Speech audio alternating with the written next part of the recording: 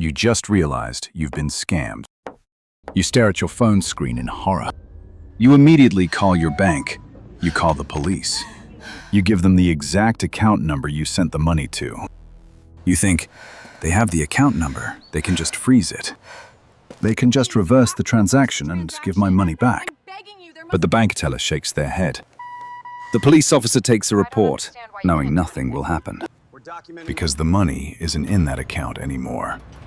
In the time it took you to dial the phone, your life savings have already crossed 3 borders, changed into 2 different currencies, and vanished completely. This is how they do it. The journey of stolen money begins with a perfect illusion. When the scammer told you to transfer the funds, they didn't give you a suspicious offshore account.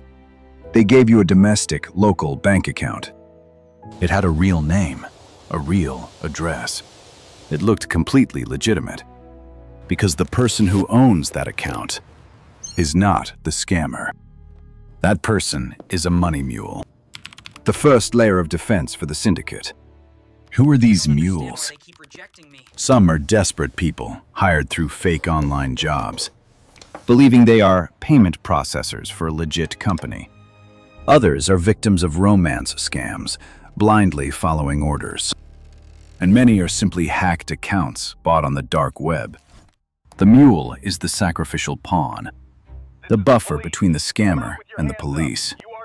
When you report the crime, the police will investigate the mule. But the mule knows nothing. Let's trace your $10,000. The moment you hit send, the funds land in the mule's account. The syndicate's automated software detects the deposit instantly. They do not leave it there for even a minute. If they wait, the bank's anti-fraud algorithm might catch it. Speed is their ultimate weapon. The laundering process must begin immediately. And the first step is fragmentation. Your solid $10,000 is too big to move unnoticed. So the software splits it. 20 separate transfers of $500, sent simultaneously to 20 different secondary mule accounts, spread across 5 different banks. The money is now shattered into pieces, like breaking a glass window. Trying to put it back together is a nightmare. Imagine being the detective assigned to your case. They find the first account. They issue a subpoena. That takes 3 to 5 business days. They get the records. They see the 20 transfers. Now they have to issue 20 more subpoenas to 5 different banks. That takes another week. The legal system moves at the speed of paper. The scammers move at the speed of light. While the detective is drafting the first document, the money is already entering the next phase. The 20 fragmented transactions land in the secondary accounts. But they can't stay in the traditional banking system. Fiat money leaves a trail. Banks can eventually freeze it. The scammers need to break the chain. They need to move the funds to the Wild West. They need cryptocurrency. The syndicate uses the fragmented funds to buy crypto. Specifically, stablecoins like USDT. They use peer-to-peer networks or P2P.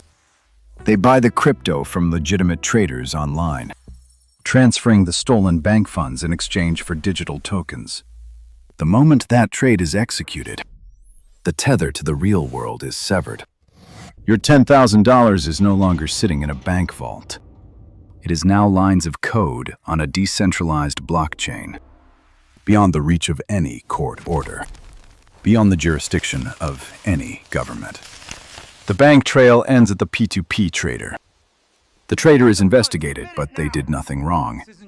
They just sold crypto to a stranger. The police hit a dead end.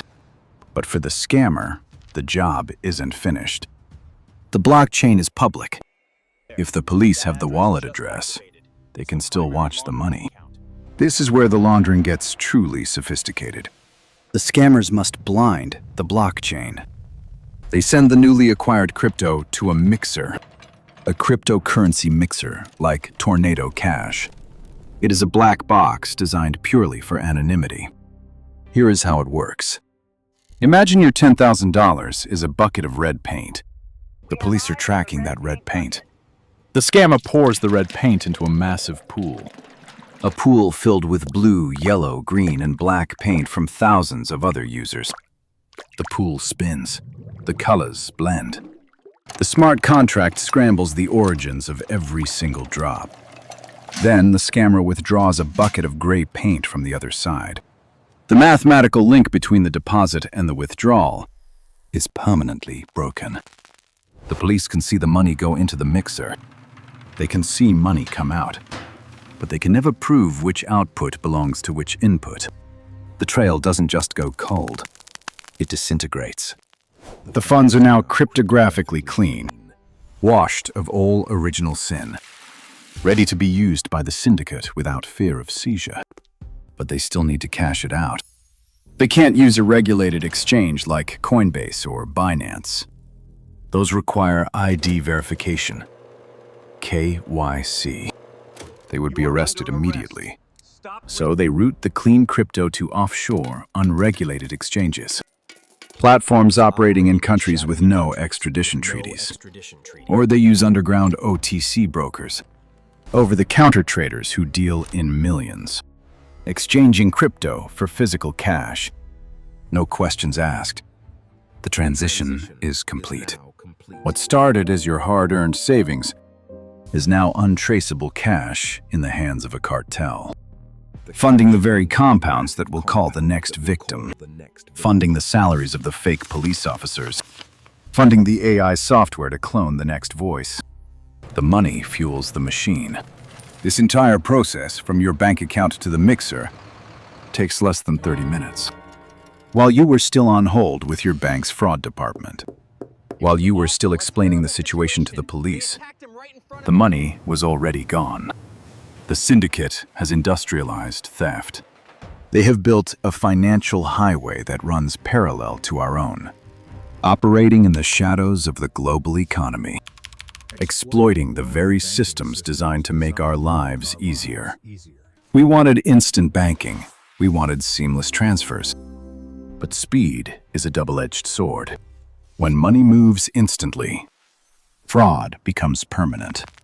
There is no central authority to hit the undo button. The blockchain does not care if you were lied to. The smart contract does not have a conscience. It only executes code. If the signature is valid, the money moves. And once it moves into the dark, it never comes back. Victims often spend years trying to recover their funds. They hire private investigators. They hire recovery hackers online, which, tragically, are almost always secondary scams, designed to drain whatever money the victim has left, promising impossible results, promising they can hack the blockchain. It is a lie. The harsh, uncomfortable truth of modern digital fraud is that recovery is an illusion. This is the reality of the money laundering journey. It is a masterpiece of criminal engineering, combining human manipulation with cryptographic perfection. The scammers are always 3 steps ahead of the law, because the law relies on jurisdiction. A police officer's power ends at the border. But cryptocurrency has no borders. A subpoena takes weeks. A smart contract takes seconds.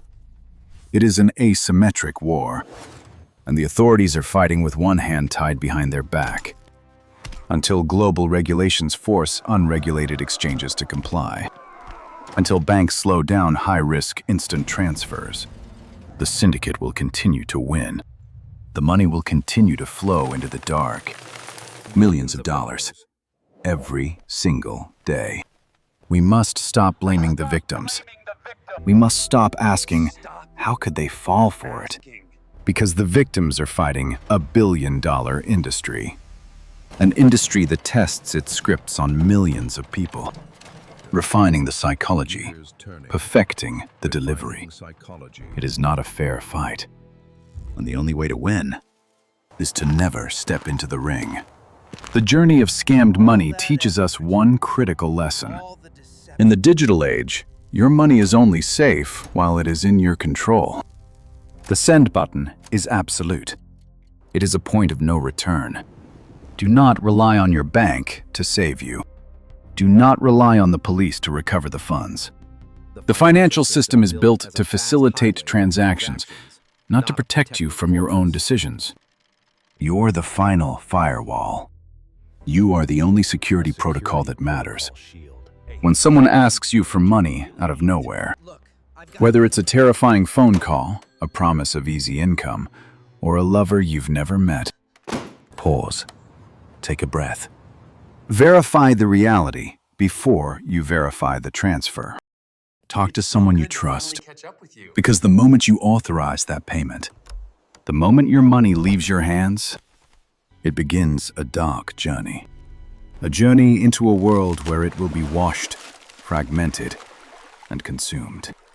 A journey from which it will never, ever return. Protect your send button. Protect your firewall. Protect yourself, because no one else can.